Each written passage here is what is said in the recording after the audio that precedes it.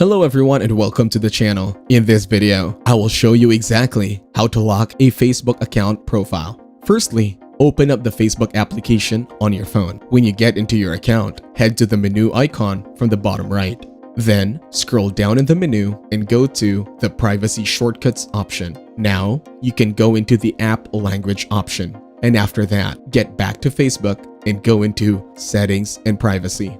Then, scroll down in Settings and go into the Language and Region option.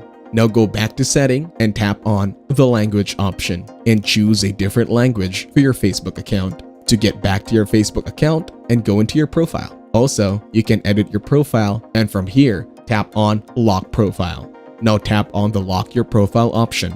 Then your profile will be locked successfully. Thank you everyone for watching. Hope you got some value. Make sure to like the video and subscribe to our channel. Leave a comment down below. See you in the next one.